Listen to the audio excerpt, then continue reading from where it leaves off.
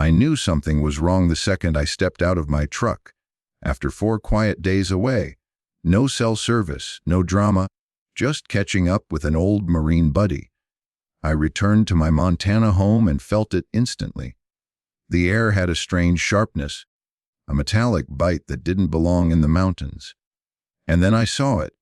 Before we begin, make sure to subscribe to HOA Stories and tell us in the comments, where are you watching from today? The only bridge to my property, a bridge I built with my own hands, out of concrete I poured and beams I bolted myself, was chained shut, not roped, not taped, chained. Thick black. Industrial chains punched straight into the concrete with expansion bolts, pulled so tight they could stop a tank. And hanging from the center like a trophy was a bright aluminum sign, Riverside Tranquility, HOA, property access revoked. My stomach dropped, but not from fear, from disbelief. I wasn't even part of an HOA. The nearest pastel-colored subdivision was 2 miles south, too far to see, and sure as hell too far to dictate anything to me. I lived off the grid for a reason. I like my quiet, my space, my freedom. But someone had come onto my land. Someone had touched my bridge. Someone had crossed a line. I knelt down, touching the bolts, still warm. Installed recently, maybe minutes ago. I scanned the tree line on instinct. Years in the military teach you to look for what doesn't belong. Moves in the shadows, unnatural shapes, glints of metal. That's why I saw the reflection, a tiny flicker inside a clump of brush. When I pushed the branch aside, there it was. A hidden camera. Small, weatherproof, motion, triggered, wired to a battery pack tucked under dead leaves. Someone wanted to watch me, record me, see how I reacted. The peaceful mountain silence changed in an instant. It didn't feel like home anymore. It felt like surveillance. I stood slowly, jaw tight. "All right," I muttered. "Let's see how deep this goes." My truck couldn't cross, so I backed it up the dirt road, parked, and took the long foot trail through the woods. It was a steep climb, but anger has a way of propelling you uphill. By the time my cabin appeared between the trees, the sky felt heavier, like even the mountains were waiting for what would happen next. Inside, everything was where I left it except for one thing, an envelope in the center of my kitchen table. No stamp, no name, just bold printed text. Boundary reassessment, unauthorized land usage. Immediate payment required. I'd dealt with idiots before, but this one was special. The letter claimed my bridge encroached on HOA land and demanded thousands in correction fees. I dialed the number at the bottom. It rang twice. Riverside Tranquility Homeowners Association. A bright voice answered. "This is Karen." "Of course." "Mom," I said, keeping my voice level, "my name is James Walker. I received a letter claiming my bridge is on HOA land. I'm calling because that's impossible." She exhaled like I had already inconvenienced her. "Mr. Walker, according to our updated boundary assessment, your structure lies within Riverside Tranquility jurisdiction."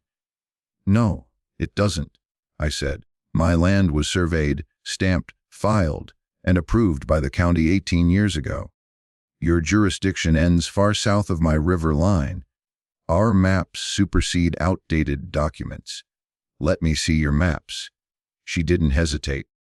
"We don't release internal assessments to non-members." Non-members. Meaning me. Meaning the man whose bridge they had just illegally chained shut. My voice dropped low and steady. "If this is the game you want to play, I promise you're not prepared for it." Karen brightened like she hadn't heard a word I said. "Payment is due within 10 days. Have a wonderful afternoon." The line went dead. I stared at the letter, the forged-looking map attached, and the absurd fake boundary lines someone had drawn like they were using a ruler in the dark. They had labeled my concrete bridge as a non-compliant crossing structure. They stamped it with a phony engineer certification. They even included a watermark that looked like it had been copied and stretched from a Google image. Amateurs. But amateurs can still be dangerous, especially when they work together. I grabbed the envelope, the fake map, and the camera I had pulled out of the brush, and headed back outside. The sky was thick with cold gray clouds.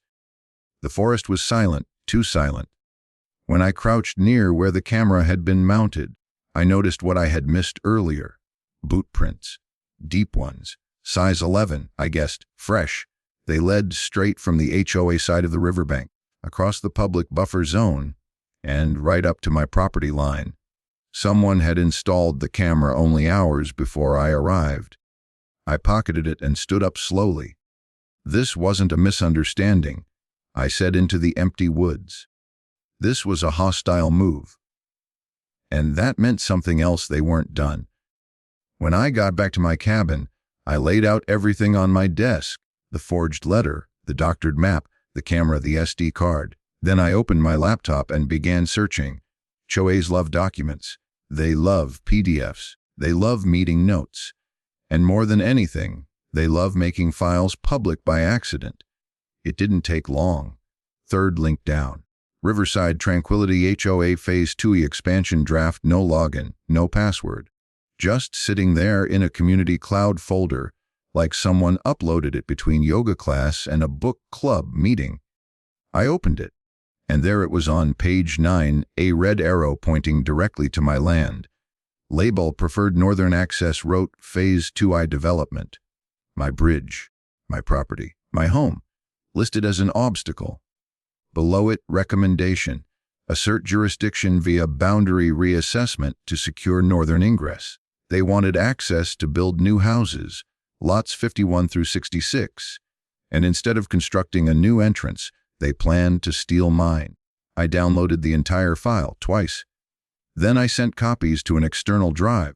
I printed the incriminating pages and laid them beside the fake map Karen had sent.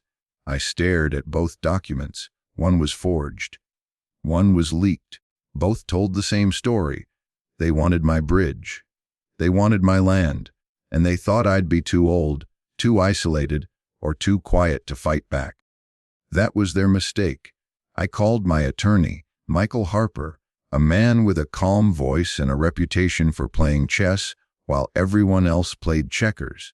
Michael, I said, we've got a situation. I'll clear my morning. Tell me everything. And I did. The chains, the camera, the forged map, the expansion draft, the sudden boundary claim, the fabricated engineering stamp. When I finished, he exhaled long and low. Jamies, this isn't a dispute. This is organized fraud. Preserve everything. Don't confront them. Don't call them. I'm on my way. I closed my laptop and stared out toward the river. Through the trees, the chain glinted like a warning. They thought they could isolate me, pressure me, scare me. But they didn't understand men like me. Quiet isn't weakness. Isolation isn't vulnerability. And age isn't an advantage for your enemy. It's a warning. I wasn't just going to defend my land. I was going to bury every person who tried to take it. And by the time this was over, they would regret the moment they ever touched my bridge. Michael arrived early the next morning, his SUV crunching over the frost, covered dirt as the sun barely crested the ridge. He stepped out in a dark wool coat, coffee in one hand, a briefcase in the other, looking like the exact kind of man an HOA never wants to meet in court. He didn't waste time with greetings. He walked straight to the bridge, stood before the chains like he was inspecting a crime scene, and let out a quiet whistle.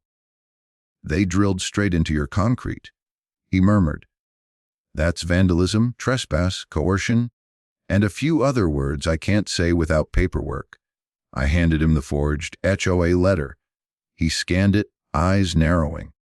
This map is a joke, he said. Wrong datum grid, mismatched contour lines, fake watermark, and the seal. I've seen better counterfeit art at flea markets. Karen thinks it's enough. She's about to learn what thinking gets her, he said. We're not dealing with a rogue president anymore. This is coordination. And that means pressure. We walked back to the cabin. I showed him the expansion plan I'd downloaded, the one with my bridge marked as the preferred access route. His jaw flexed as he read. They planned to seize this, he said softly. They actually built a strategy around it. Why build a road when you can steal someone's? Michael set the papers down carefully, like evidence in a murder case. This isn't just civil. Depending on what else we find, this is potentially criminal conspiracy. Before I could respond, my phone buzzed. Unknown number. I answered anyway. A low male voice said, "Mr. Walker, this is Deputy Raines with the Gallatin County Sheriff's Office. We received a notice from the HOA yesterday claiming your bridge is unsafe and legally condemned. I'm calling to confirm you're aware of this order." Michael leaned closer, eyebrow raised. "There is no legal order," I replied. "That's a forged document signed by a man whose engineering license was revoked." There was silence on the other end. Then, "I'll send a unit to verify. Are you home now? Wes, stay put. Do not attempt to remove the barricade." I hung up and looked at Michael. "They're doubling down?" "Good," he said. "Let them. The more they push, the harder they fall." 30 minutes later, a patrol vehicle rolled up the dirt road. A tall, soft-spoken deputy stepped out, nodding politely. "Mr. Walker, mind if I take a look at the site?" "Of course." We walked him to the bridge. He examined the chains, took photos, jotted notes, and frowned at the forged safety sign bolted into my concrete. "Who authorized this closure?" he asked. "The HOA?" I said. "Specifically Karen Brooks." He winced. "I've heard the name. Not in good ways." Michael showed him the expansion plan, the forged map, and the fake engineering letter. The deputy took his time, studying each page with growing disbelief. "These are all illegal," he said finally. "Every one of these documents." "Exactly," Michael replied. The deputy sighed and adjusted his hat. "Mr. Walker, until we get a ruling from the county engineer, we can't remove the barricade. But I'll file a report, and I'll make sure it lands on the right desk." "We're filing our own," Michael said. "And we'll attach your statement." The deputy nodded, gave a sympathetic look, and drove off. As soon as he disappeared down the road, Michael turned to me. "They're desperate," he said. "And desperate people always overplay their hand." He was right. I just didn't realize how fast the next blow would come. 2 days later, before sunrise, I heard metal echoing through the trees. Not natural metal, tool metal, deliberate, repeated. I grabbed my coat and moved through the woods with quiet steps, instincts guiding me like muscle memory. When the river finally came into view, I froze in place. 2 men in reflective vests were crouched at the base of my bridge. One was loosening bolts on the guardrail with a socket wrench. The other was using a cordless drill to weaken the support plate. They weren't inspecting it. They weren't repairing it. They were dismantling it. I hit record on my phone and stepped out of the tree line. "Morning, fellas." Both men jerked upright. The shorter one nearly dropped his wrench. The taller swallowed hard. "We're with Riverside Tranquility Maintenance Division," he stammered. "We've been contracted to start structural removal of this crossing." "By who?" The taller one fished out a paper memo. "Notarized." "No." "Stamp." "No." Just a crumpled piece of printer paper signed in shaky script, "Karen B." Michael's voice echoed in my head. Desperate people overplay their hand. I stepped closer. "You two realize this is felony-level property damage." The shorter one looked like he wanted to run but didn't dare. He whispered, "We were told this bridge was illegal." "Be who?" He flicked a glance at the paper. "That's not a legal order," I said. "That's a grocery shopping list with a signature." "We're just following instructions," the taller man muttered. I dialed the sheriff. And I didn't whisper, "Deputy Rains? I have 2 individuals actively dismantling a certified structure on my private property. I have full video. Send units." The men didn't run. They didn't move. They just stared at the ground, the reality of what they'd been roped into finally sinking in. The shorter one broke first. Voice trembling, he held out his phone. "Just so you know," he said, "we didn't plan this." The screen showed text messages from Karen BOA. Every message was a grenade. "Is it done yet? Make sure you remove the main support bolts so the structure fails completely. Cash is in the usual spot. If the sheriff asks, say it's HOA property. Stick to that. Do not let Walker see anything." I didn't say a word. I didn't need to.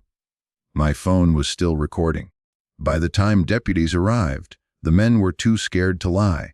They handed over tools, the forged memo, and the phone. The moment the texts were photographed and tagged for evidence, Michael's legal smile slipped across my mind like a warning bell tolling for the HOA's future. When the deputies put the 2 men in the back of the cruiser, one turned to me through the window. "She paid us to do it," he said. "She said this bridge had to disappear before the county inspector came." Then the doors shut. Deputy Rains walked over, breath fogging in the cold air. "Mr. Walker," he said, shaking his head, "this just escalated into something big. I figured it would. You planning to sue?" "I've already started," he exhaled. "Well, the evidence you have, this could cripple them." "It's meant to." After they drove off, the river valley fell silent again. I stood staring at my bridge, the one Karen wanted gone, the one she tried to sabotage like a thief in the night, and I felt something settle deep inside me. Resolve, cold, unshakable, final. This wasn't about property anymore. It was about integrity. About a bully who thought no one would stand up to her. About a group so drunk on authority they forgot the law still existed. By the time I got back to my cabin, Michael was already drafting motions. Emergency injunction, temporary restraining order, preservation of evidence, criminal referral packets. "James," he said, "we're filing everything today. And when we're done, every agency they tried to weaponize against you will have the full truth." I nodded. "Good. The next move is theirs," he said. "Oh, they'll make one," I told him. "And it'll be the worst one yet. Because people like Karen don't retreat when cornered. They explode." And the explosion was coming. But what she didn't understand was that I was ready for it. More than ready. I was waiting. The days that followed felt strangely calm, like the eye of a storm hovering over the valley. Snow dusted the pines. The river rolled steady under the cold breath of winter. And yet, beneath all that quiet, I could feel the tension tightening, tightening, tightening. The HOA had gone silent again, which only meant one thing. They were regrouping. Karen wasn't the type to accept defeat, especially not after I caught her crew trying to sabotage my bridge. She would try again. She had to. Because the moment she stopped fighting me was the moment she had to face her own board, her neighbors, her reputation, all the things she had risked and ruined chasing this ridiculous land grab. Michael kept working meanwhile, building the strongest case I had ever seen. He organized evidence like a surgeon disassembling a problem down to the bone. Every document, every forged signature, every fake survey line, every text message instructing sabotage, it all went into meticulously labeled files. We were ready. But Karen wasn't done losing. It happened one morning just before sunrise, when the frost still clung to the tall grass and the air felt sharp enough to cut. A courier truck pulled up my road, tires crunching like broken glass. The driver hopped out carrying a heavy envelope thick enough to choke a mailbox. His breath fogged in the cold as he held it out. "Delivery for James Walker," he said. "Signature required." I signed, took the envelope inside, and dumped the contents on the dining table. Papers spilled everywhere. Maps, notices, legal-looking forms. But the moment I touched them, I felt something off. The paper quality. The seals. The phrasing. I brought the stack to Michael, who arrived within the hour. He spread everything out and let out a laugh that wasn't really a laugh, more like disbelief, wrapped in exhaustion. "They actually tried this?" he said. "They forged county documents. Not one document. Not two, 27. All fake. All stamped with county symbols traced from Google Images. All referencing imaginary parcel numbers. All demanding, once again, that I remove the unsafe, unlawful, condemned structure violating HOA jurisdiction." He tapped the signature line at the bottom. "Look at this," he said. "They used the same fake engineer, Briggs. The man who lost his license years ago." He shook his head. "They didn't even change the license number." It would have been almost funny if not for how desperate it was. Michael stacked the forged documents into a tidy, damning pile. "This," he said, "is the nail in their coffin." As if to punctuate his words, my phone buzzed. The notification read Montana DEQ, Scheduled Environmental Re-Inspection Notice. They were trying again, doubling down on the false claim that my bridge harmed wildlife. Another anonymous complaint filed. Another attempt at weaponizing state agencies. I forwarded everything to Professor Claire Mendoza. Within the hour, she replied with a message dripping with scientific irritation. "James, their complaint lists environmental conditions that don't even exist in Montana. This is textbook malicious reporting. I'll handle it." That was the thing about truth. You didn't have to defend it. It defended itself. The next day, the survey crew returned, the same two men who'd mapped my land so precisely weeks earlier. They wore heavy jackets and trudged through the snow with their equipment. I walked down the trail to greet them. Milton, the senior surveyor, squinted through the cold. "James, we've reviewed everything. The HOA claim collapses on every front. Your bridge is 100% on your land." He chuckled. "Their boundaries. They were trying to extend an easement that legally doesn't belong to them." Wayne, the younger surveyor, tapped his GPS tablet. And the funniest part, their forged maps use the wrong coordinate decade. Not wrong numbers, wrong decade. It's like they scanned a map from the 1980s. I nodded, a slow, heavy feeling settling in my chest. Michael said they'd overplay their hand. Milton laughed into the cold air. They didn't overplay it. They vaporized it. With their official report finalized, all that remained was court. The hearing was set for the following week. It was held in a modest courthouse, the kind with wooden pews, old radiators clicking beneath the windows, and a ceiling fan that creaked like an old fishing boat. Yet the room was packed. Neighbors from both sides of the river. Reporters from the state paper. Even a couple of board members from the HOA sat stiffly in the back, looking like they'd rather be anywhere else. Karen sat at the defense table wearing a red blazer and an expression so tight it looked painful. Her lawyer shuffled through papers with the frantic energy of a man who had only recently realized he was holding dynamite. When the judge entered, the room fell silent. Michael stood first, his voice steady, precise, calm as snow. He explained the entire saga, the chained bridge, the forged maps, the fake engineering reports, the sabotage attempt, the environmental lies, the fabricated county documents. He presented physical evidence, digital evidence, photographic evidence, and witness statements. It wasn't an argument, it was an avalanche. Then he called me to the stand. I spoke plainly. I didn't have to dramatize anything. The truth was heavy enough. Karen's lawyer tried to push back, questioning the legitimacy of my concerns, but his voice wavered like someone arguing with a mountain. Then Michael played the video, the one where the two hired workers drilled into my bridge, the one where they admitted she paid them, the one with the messages instructing them to remove the support bolts. The courtroom reacted with a mixture of gasps, murmurs, and stunned silence. Karen stiffened, her eyes locked on the screen like she could will it to disappear. Michael didn't stop. He moved on to the forged environmental complaints, then the forged county surveys, then the phase HOA expansion plan. Oh yes, that one really twisted the knife, because the document came directly from the HOA's own cloud drive. Karen's lawyer tried to object, but the judge cut him off with a raised hand. "I've seen enough." The judge leaned forward, folding his hands. His voice was calm, but sharper than any courtroom gavel.